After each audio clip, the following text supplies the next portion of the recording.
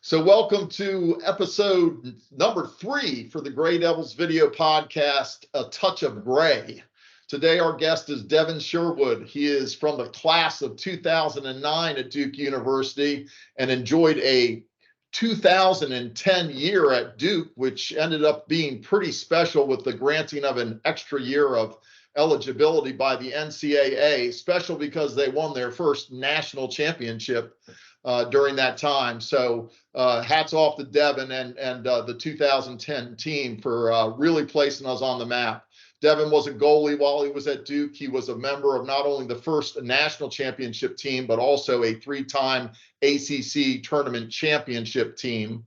He had involvement as an ACC academic honor roll student in 2009 and 10.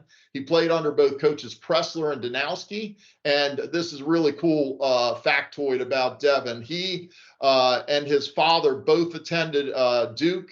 His dad, Chuck, back in 71, I believe, and 75. They are the first Black father-son student-athlete duo to graduate from Duke in the school's history. Pretty cool. He also is a worker, not just while he's at Duke and on the lacrosse field, but professionally now as he is further away from his time under the lights of Koskinen. His professional background is that of sports marketing that he's been in for 10 years postgraduate school. He worked in sales for the Washington Wizards, the Capitals, and the Mystics for 3 years. He transitioned into marketing and communications to work for the New York Mets over the course of 7 years, where he worked on different event marketing projects, social media projects, fan engagement activation, and alumni athlete relations. That's why we're going to make you, Devon, the next president of the Gray Devils, because you know how to bring people together. He also transitioned into a startup tech company after that for 9 months, where he worked in the gaming metaverse space via partnership with the NFL to debut their experience on, get that right for me. It's my old eyes are Roblox. Is that it? Yep. All right. And as of April, he's working with LA's largest music education nonprofit called Harmony Project, which provides high-level music instruction and provides academic and social services to underserved low-income youth. So welcome, Devon. We're going to jump right in, buddy, and hit you with the first question. Why did you choose Duke University? Well, first and foremost, Phil, just great to be on here with you. I remember actually meeting you when I was at Duke. So you're one of the alumni that actually tapped me. So I appreciate that. And Touch of Gray. I do have a little bit of Touch of Gray in the pop up, but hopefully not too much in the near future. We'll see what happens. But what made me choose Duke? I mean, because Duke is Duke. There isn't another school that's like it. It's unique. I know a lot of other people say that about their schools, but Duke as an institution, when you think about the alumni that they have, the impact that they have in the sports world, it's just a win-win situation. I wasn't really interested in going to school that was in colder climates, and I had other opportunities to go to other schools to probably have more of an impact on the field earlier in my career. But I chose Duke because Duke was also familiar. I mean, it was a family affair. My father went to Duke. My mother also went there for grad school. It was never something that was pressed up on me. It was more so something that was more so in the background. And I had other opportunities to go to other places, but Duke just academically was really a phenomenal situation. And, the ability that I knew that I can go to Duke even if I wasn't on the team. And that's something that's really important because, as you know, Division I athlete, sports becomes a job in of itself. So there are going to be times where you may not be as interested in going to practice or doing the things necessary, the extra things necessary to be successful. So I know that Duke was able to give me not only the sports experience that I wanted to push myself, but also the academic experience. And socially, I mean, there were so many other opportunities down there with other schools that were in the area that it was something that I knew that I could have my extracurricular activities also in other places and utilize other resources, other schools. So whether even at UNC, I'm not sure if people remember, but UNC shares their library with Duke. So there are different resources that are available at other schools that you could take advantage of. So I think Duke as a whole, looking at it from a holistic standpoint, was something that was unmatched. Yeah, right on. I think you mentioned your dad, and your time at Duke was also memorable to me, and in large part, well, because of the talent and the increase in talent. But one of the coolest memories I have is the home games, and then seeing you guys through the tournament in 2010. But your dad was typically on one side of me, or I managed to usually get myself between him and Ned Crotty's dad. And your dad was a huge fan, not just of you, but the program, obviously, with his connection as a legacy player. And I always loved that picture of him in the goal from back in his day. Yeah, it was the big four. I'm trying to, Yeah. some of my teammates might not. I mean, they recognize me, but if I remember back when I was playing, Chris Loftus always used to ask me, "When are you gonna? You should grow your hair out for like the picture, like just get a big fro." I'm like, how am I gonna fit my hair into the helmet? I have to get like an double XL. Like my head's already big, so so it's one of those things where I feel it's really a cool thing that I'm trying to do. But eventually, I'm gonna cut this though because it's just it's not really something that is becoming like it's coming a little bit tedious to handle. Yeah. So, but Well, have fun while I have it. Have fun while I have it. I like it, man. Rock it as long as you can. Yeah. So, question 2: what was the most memorable highlight of your time playing lacrosse at Duke? Oh, most memorable highlight? I think that's obvious. Winning the national championship. People forget like that last year, my 5th year in 2010, we didn't win the ACC tournament, and we actually got knocked out. It was the only time we lost to Virginia, actually, in the 5 years I was playing at Duke, and we got knocked out of the ACC tournament. I believe maybe like in the first round, and we went on the bus back from College Park from Maryland. And players were on one bus, and the coaches and some of the support staff on the other bus. And we just had a long heart-to-heart meeting on the bus going down I-95, and that's what propelled us actually to win the national championship. I think to this day, if we went ahead and won the AC tournament again 4 years in a row, there's a likelihood we probably don't win it. But we probably needed to fail in order to know how to succeed when it really mattered. And I think we put aside a lot of the 5th year guys and put aside some of the pressures that we probably put on each other from being almost to the top of the promised land and never quite getting there. And we just focused on the day-to-day task, and everybody bought into it. And we really turned in a really great series of practices over the course of the postseason that propelled us. We had some really tough round ball drills type scrapping practices, Coach D would say. So we really got to the basics, and that propelled us. That's great. What was the greatest lesson learned and carried forward from your time at Duke? I would say like, Coach D had one of these sayings: adapt, adjust, and overcome. Mm-hmm. And that's still something that rings in my head. He has a lot of movie favorites that he brings out, semi-pro, amongst some others. But adapt, adjust, and overcome is something that always stuck with me.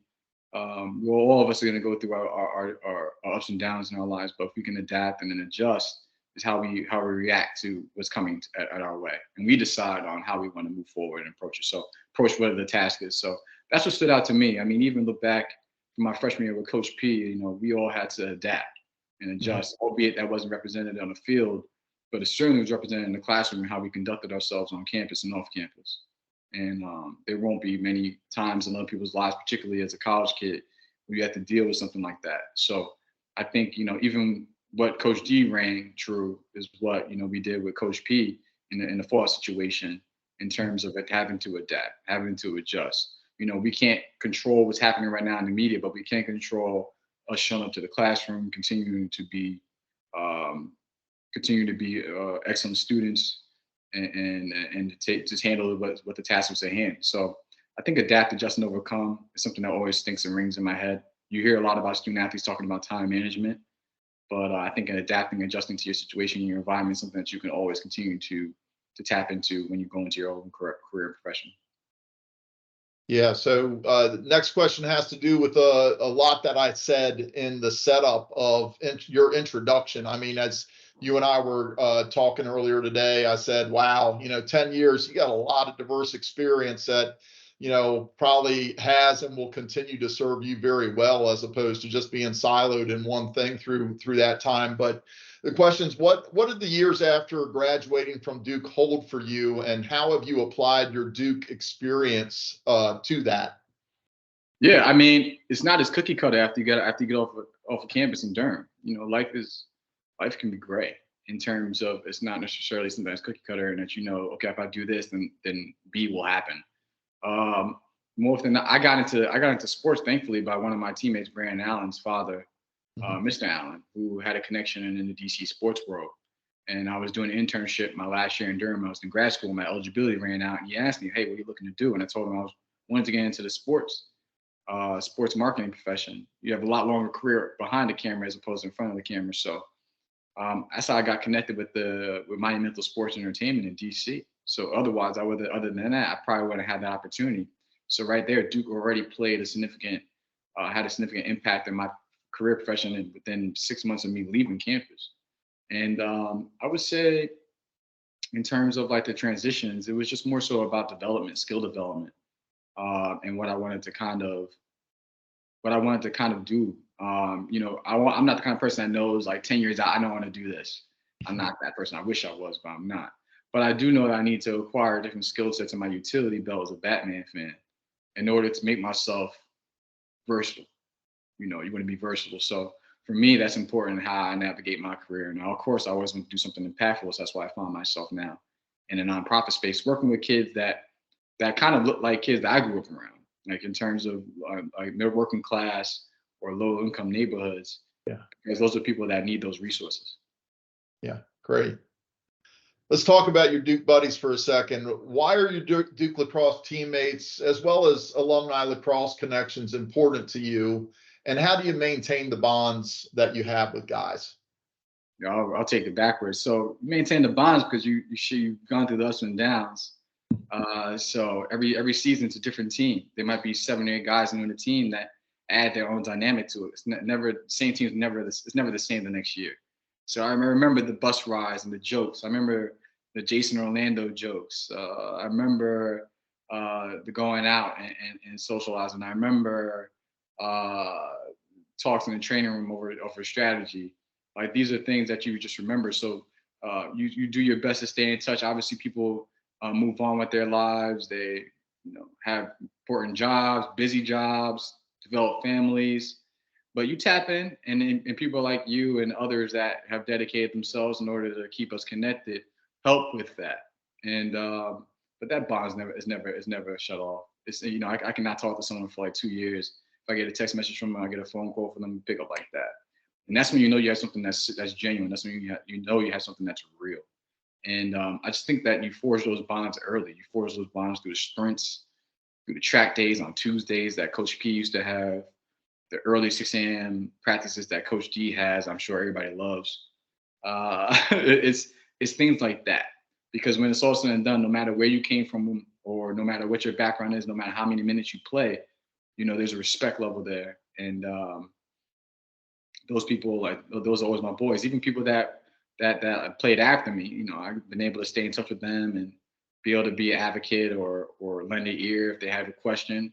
And that's what we're here for. It's like our little mini fraternity, and something that never stops. And we welcome those new people to that fraternity every year, just like the young men that graduated last weekend. So it's something that's cool. And I think as long as people know it's genuine, that I'm looking to help you out, I'm not looking for anything from you. But I always tell people, hey, if you always want to have a mentor and be a mentor, Mhm. and because you never know. Also, I mean, I'm probably mentoring someone right now, and I may work for them, not with them, but for them another 10 years from now. So I think that kind of stuff is important when you're trying to build an organic community. Yeah, powerful stuff. Well said. So let's go into one of those stories and memories, right? You said the bus rides, the time spent together on the track, early practices, certainly that experience in 2010. If you had to only pick one, because you only get to pick one, what's the story that never grows old when you and your teammates reunite? Oh man, that's a tough one. You got to edit this because it's gonna take me a while. I'm gonna just mess up the timing over here. Oh man, I mean, I can't really point to one. I'm sorry. I just really can't. I think of how us playing music on the bus, like, and like us, it being like '80s yacht music, and then me, I'm just tossing in like different, like the latest hip hop and rap music, and me and like Ned and my boy Theo and Danny Theory is rapping to it, and I'm thinking about Jason Orlando singing Billy Ocean.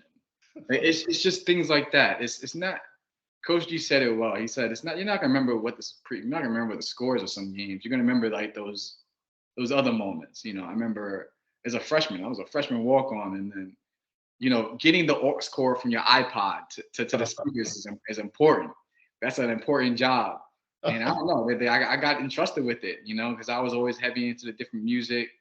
And I don't think that too many like 17-year-old walk-ons at the time, like I was entrusted with the aux cord to playing the music in the locker room, or in pregame. So I mean, it's those things, it's those things. Remember those bus rides, getting stuck in the elevators, in Charlottesville with I think Dino and Zach Greer, and it's things like that over the course of the years that you laugh about and that you have fun with. And Coach D used to have these, before practice, like during practice, he would huddle us all up. Sometimes there would be long talks about nothing to do with lacrosse, and he'd be like, "I think my knee's starting to tighten up right now." But it's just things like that. It's not anything that I can think that I can point towards that was like that monumental for that year. The thing I would point to would probably be that bus ride coming back from the ACC tournament and losing, and us having like a serious heart-to-heart for about 3 hours. Yeah, that's great. That changes it around. That's great. This is all resonating with me, as I know it will with anybody who's played ball at Duke, right? Just today, serendipitously to your story, I get a picture sent to me from Aaron Casano, right? Where I think Aaron was a freshman and then a sophomore. My senior year, he was a sophomore. It might have been my senior year, he's a freshman. I'll lose track. And a picture of him and Paul Mahoney. And Aaron's telling me it's from the Speed Briscoe, right? Where we stopped to eat before the UVA game. And I'm going, that's not the Speed Briscoe. The Speed Briscoe is where we used to stop on I-95. That place, I don't know, it's like Miller's Cafeteria or something like that in Charlottesville. Someplace cheap with cafeteria style food that the coach used to bring us to, the night before, after practice on Virginia's field, but before we actually played. And we spent about 20 minutes in the middle of the day going back and forth, trying to debate as to, so that's something you have to look forward to. You got to keep telling the stories, because if they fade, man, the details also fade with them. But maybe I should toss the stories like I had a 50 save game. Like, really? Everything gets bigger, man, the older you get. Hell no. I mean, it was some really, really cool. I mean, what was the story that, let me ask you a question. I'm not supposed to get interviewed, but let me ask you a question. When was your welcome to D1 lacrosse moment? Was it in practice? Was it in a game? Was it in training? Yeah, I'll be quick with this. It was, I know exactly where it was. My first ACC game freshman year, I was on third midfield. So, but the coach was working. I was on man up, and I didn't make that position stick because I just didn't convert well enough. So that's my transparent disclaimer to losing an opportunity or to be famous over time. But I remember being in the stadium with our Duke swag on, and She's a Brick House started playing over the loudspeakers, and Maryland came out of their brick locker room at the end of the field after touching the turtle, and the flag went up, and my knees were shaking, right? Because as a kid, I'd grown up going and watching those games from the time I was six years old. And to be in that stadium and then to get on the field, I remember getting in the game in like the second quarter, we went man up, and I tried to have a conversation with the goalie because his name was Jim Beardmore, and he was a senior when I was a sophomore at Severn. And Jim was locked in. He wasn't even acknowledging me whatsoever. But being able to joke around with him a bit on the field kind of loosened me up. And so that was just sort of an awakening, like, wow, this is like big time ball. Yeah. And we played a decent game, I think, for Maryland kind of having their way with us while we were there. It wasn't out of hand. I think people were like, looked at the score, might have been 8-6 or something like that. I'll go back and find it. Let me go back to you, though. So next question, what support and advice do you have to offer, Gray Devils, whether they're just graduating and coming into the thing after Duke, or they're enjoying the privileges of retirement, what would what would you have to offer just by way of support and advice? I would say for recent graduates, take advantage of the network. Even if you know what you're doing, just take advantage of it. It's always better to have conversations with folks when you don't need their immediate help, as opposed to when you really need the help. You want to be able to grow organic relationships with folks. You're not gonna be friends with everybody, but it seems like time you want to be able to like tap into this new platform, I guess, that just got put out there, and which I've been doing a bad job of it. So disclaimer on that one, but or you want to just tap into the Great Devils Network. We have people out here that really are really excited to get to know you, excited to try to help out any way they can. And I think that's something that's really important. That's why you want to go to a school like Duke. People are out here doing really wonderful things, whether they're making X amount of dollars or impact that they're doing. It could be both too, but it's just something. There's a tremendous amount of alumni out here that are willing to help, that are not looking for anything back. And as a kid, like, when I'm 22, 23 years old, I'm just trying to figure out who I am. I got through college, and I'm trying to figure out other things that may not be as important, or try to figure out my job situation. But I think being able to tap into that is super important. It takes a lot of maturity too. It's a different kind of maturity. And more often than not, people get kind of nervous when they're trying to talk to someone or talking to someone about something that they don't know that much about. So they feel a little uncomfortable. But I say just go in and do it. I mean, that's super important, because you never know. There may be an opportunity that might arise another 3, 4, 2 years later that you get plugged in because the person remembers you. You tapped in with them a couple of times. And it's as simple as a text or a drop of an email or whatever. That kind of stuff comes around. That's how it goes. People like to hire or to put on people that they not only they like, but that they're familiar with. So that'd be my advice. I did a terrible job when I was at Duke, at least initially as an undergrad, of going to the resources or that were available on campus, and it really wasn't something. But if I had to pick one thing, it would be just reach out to folks and just tap them. Just tap them. And just try your best to stay in touch. Yeah, good wisdom. So final question. Yeah. Blue Devils are obviously through round one and off to the quarterfinals against Michigan this coming weekend. In fact, tomorrow, right? What are you enjoying most about the 2023 team? Oh man, I love the way that they. It seems like they play with a joy. I like their composure. And last week, when I checked out their game against Delaware, tough team. They didn't seem too rattled after they got down and were making costly self-imposed mistakes. Shows the maturity of the team. It seems like they have a plan on offense and on defense. They play as a unit together. Oddly enough, one of the commentators, it might have been Paul Cocatera, said, well, the only question mark I have on this team is the goalie play. And that's very familiar from our 2010 team, me being part of that unit. We had guys shifting in and out at different parts of the year. So, but, I like the way that, the composure that the team has, and they're in great hands, man. They're in great hands with that staff down there, and they know exactly what they're doing. And they have leaders on the team that have been there, have done that. I have nothing but confidence in them, and there's nothing I can say to them that they don't need to hear. So I have nothing but faith in them, and see what happens tomorrow on Saturday. Yeah. Well, Devon, it's been great, man. It's always great. You've been just super engaging from that first time we met that you referenced when I came down to Duke and grabbed hold of you. You didn't turn your head. You didn't walk away. You engaged in what you probably didn't know at the time was going to be a lengthy relationship.